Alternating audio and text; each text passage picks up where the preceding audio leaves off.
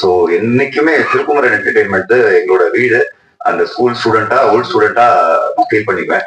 நீங்க சூதுகோமுக்கு எப்படி நல்ல விமர்சனம் கொடுத்து அந்த படத்தை பெரிய வெற்றி படம் அப்படிங்கோ, அதே மாதிரி சூதுகோம் பார்ட் 2 நிறைய கனெக்ஷன்ஸ் இருக்கும்.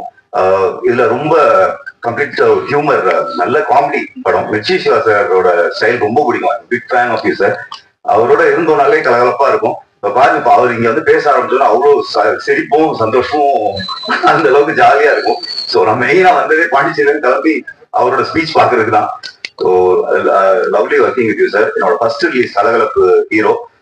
நாங்க அதிகமா அடிக்கடி மீட் பண்ணிப்போம். பட் திரும்ப இந்த படத்தை ஒர்க் பண்ணது ரொம்ப சந்தோஷம்.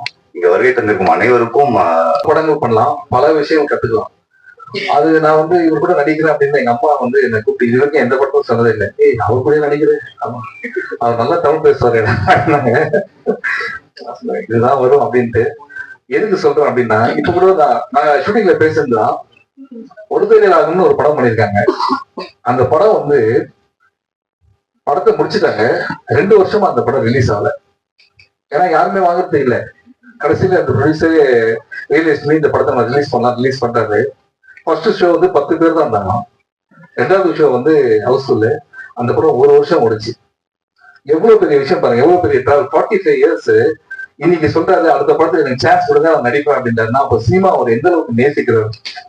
அதுதான் ரொம்ப முக்கியமா. நம்மலாம் கொஞ்சம் பயங்கர சோம்பேறி. இவங்கெல்லாம் பார்த்து நம்ம கத்துக்க வேண்டியதா இருக்கு. உண்மையிலே hats off to you sir. அந்த இப்படி இருக்காரு ஃபிட்னஸ் தான் பயங்கரமான ஃபிட்னஸ். நீங்களே டைய பத்தி எல்லாம் பேசுறீங்க. டையை வச்சு ஹேர் ஸ்டைல் மாத்திரம் அவரும் ஒரு காலேஜ் ஸ்டூடெண்ட் தான். அந்த கருணாகரன் கொடுத்த பில்டப் தான் எனக்கு ரொம்ப பயமா இருந்தது. என்னன்னா வந்து என் பேச்சை கேட்கறத பாண்டிச்சேரி எப்படி இருந்தாலும் எனக்கு தெரியாது. ஆனா வந்து இதுக்குதான் வந்திருக்காரு.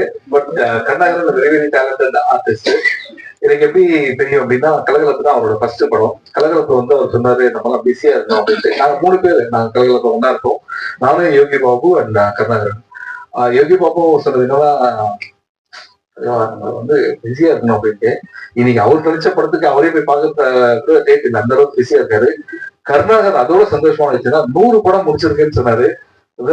So happy.